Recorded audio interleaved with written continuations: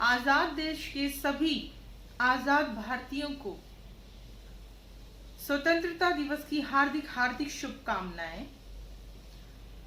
आप सबसे मैंने एक सवाल किया था और कहा था कि जवाब भी खुद को ही देना। उम्मीद करती हूँ उसका जवाब आपने खुद को दिया होगा। मेरा सवाल था कि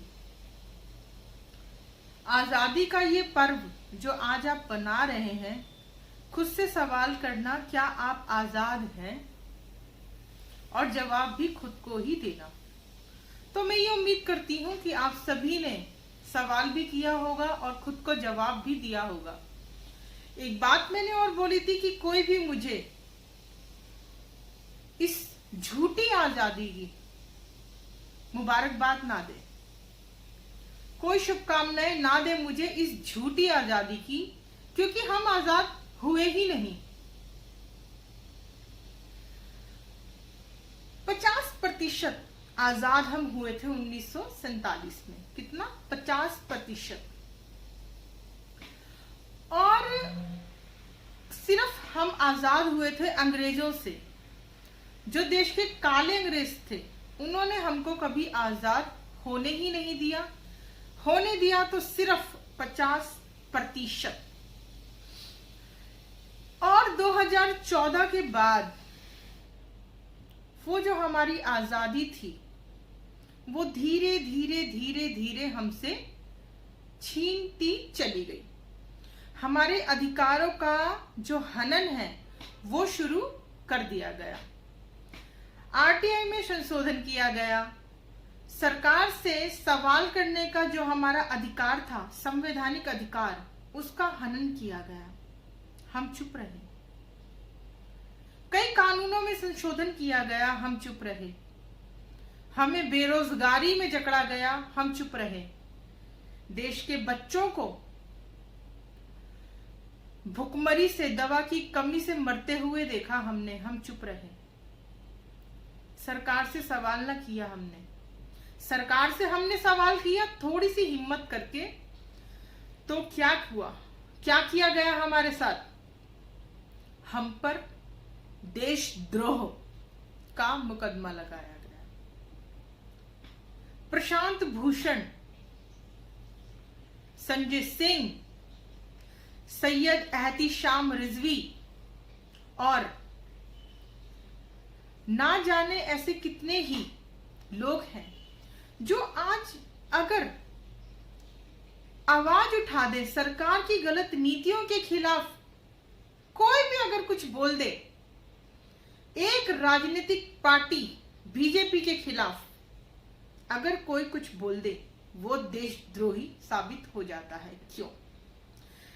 ये लोकतंत्र की हत्या को हम चुपचाप जो बर्दाश्त कर रहे हैं, क्या आपको इस बात का एहसास है कि आप अपनी आजादी को खो रहे हैं?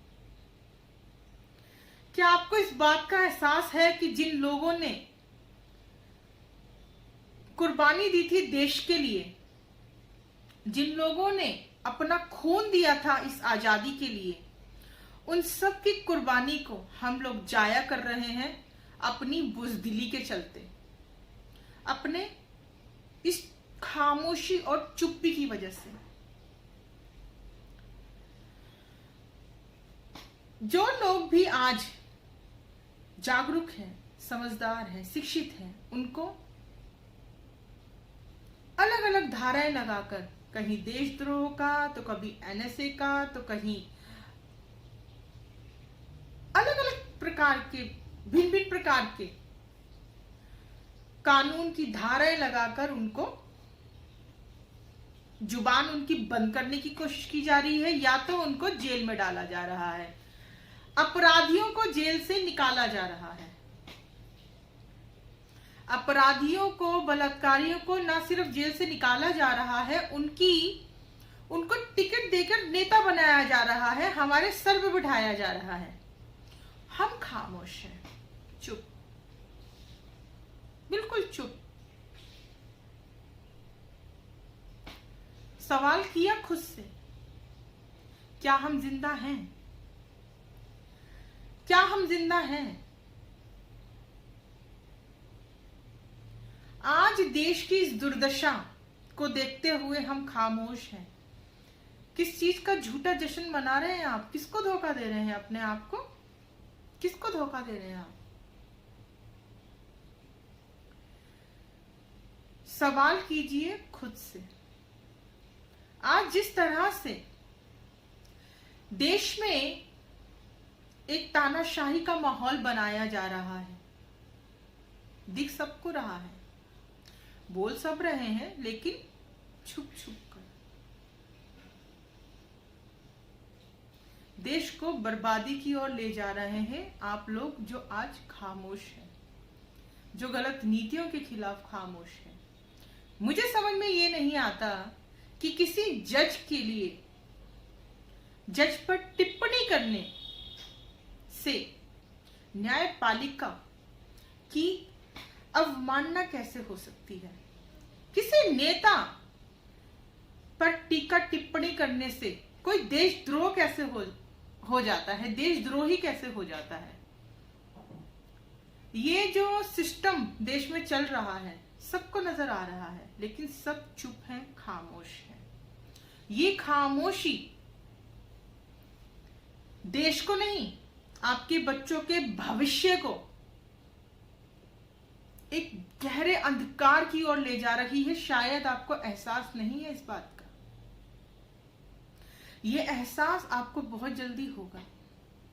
हो चुका है ऑलमोस्ट लोगों को, बहुत लोगों को हो चुका है। अनभक्ति से बहुत लोग जो लीन थे, उनकी जो आंखें हैं वो खुली हैं, लेकिन वो डरे हुए हैं, वो सहमे हुए हैं। उनके अंदर वो ताकत नहीं है कि वो खुलकर बोल सकें। जो इंसान सही को सही और गलत को गलत नहीं बोल सकता आज के समय में, वो अपने आप को जिंदा बोलना छोड़ दे, क्योंकि खामोश जिंदा नहीं, लाशें हुआ करती हैं। और ये जो तिरंगा है, हमारा मान सम्मान, हमारा राष्ट्रीय ध्वज, कोशिश ये कीजिए आज जितने तिरंगे झंडे आप लोगों ने अपने घरों में लगाए हैं,